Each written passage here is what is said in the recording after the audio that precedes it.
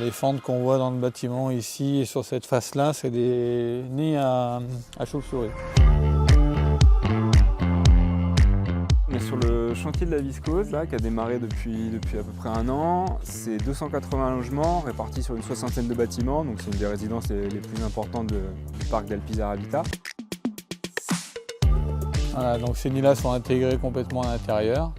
Et puis on a encore les hirondelles de fenêtre là-haut et les nids à moineaux ici. Quand on a commencé les travaux début d'année 2024, en janvier, on a tout de suite été confronté au plan d'occupation des bâtiments par les oiseaux qu'avait établi la LPO.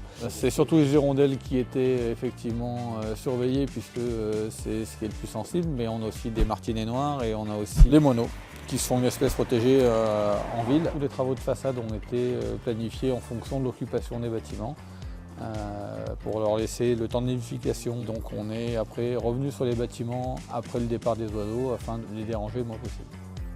Particularité technique du chantier, c'est qu'on fait de la surisolation.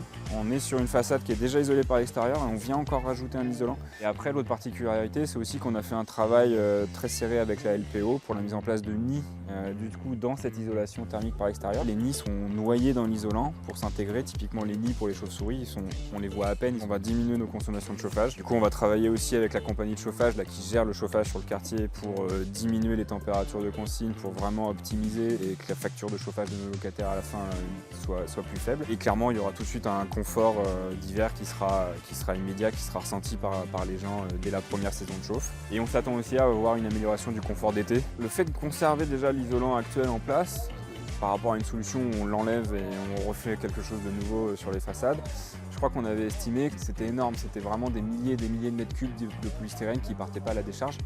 Donc ça c'est quand même un gain immédiat, c'est que le polystyrène il est déjà sur le façade, donc on le conserve au lieu d'en faire un déchet. Et clairement sur un bilan carbone, plutôt que de déconstruire et de reconstruire, on est sur quand même des choses beaucoup plus pertinentes sur ce niveau-là. Ouais.